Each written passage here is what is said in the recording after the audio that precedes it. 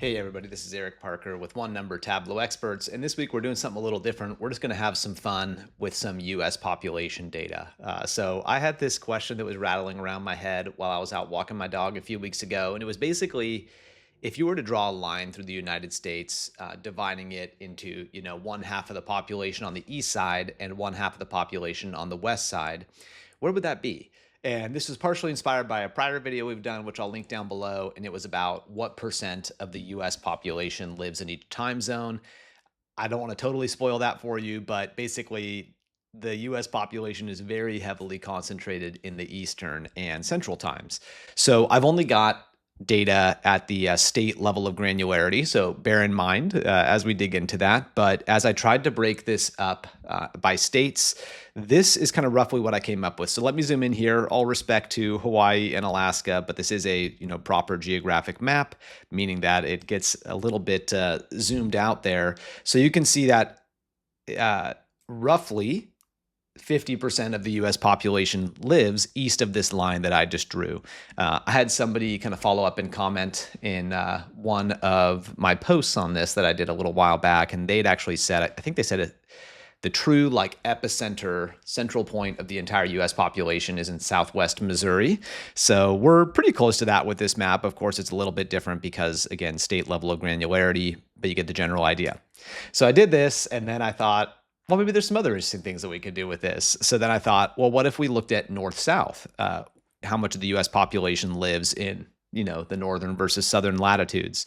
So again, kind of a rough cut doing this at a state level. You can see that if you were to draw a line, I mean, we get kind of some northern touches of California and Nevada. But other than that, if you were to draw a line like this, that is sort of roughly dividing the US population into 50-50. So some of the bigger states, the Californias, Texas, and Floridas of the world, help the southern states really, have a large population compared to their northern counterparts. Let's do another split. I just kept going like this. I thought, man, what other interesting things can we do here? So I thought, all right, well, if you were to take the biggest states that you could cobble together to create 50% of the US population, what would that be? So I wish I had totaled this in the title. I did not, so I got to do some quick math here. I think I've got 9 states highlighted, right? California, Texas, Florida, Georgia, North Carolina, Illinois, Ohio, Pennsylvania, New York. I hope I nailed that. But if you add the population of those 9 states together, that is the equivalent of the other 41 states plus Washington, D.C. They're in this data set as well. All righty, next up, what if we broke it into quarters instead? So again, kind of roughly getting it all to match and work out.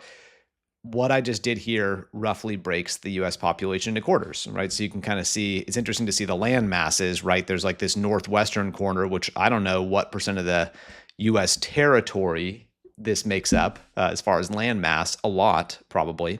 But then you've got, obviously much smaller regions like the Northeast that still contain a quarter of the US's population.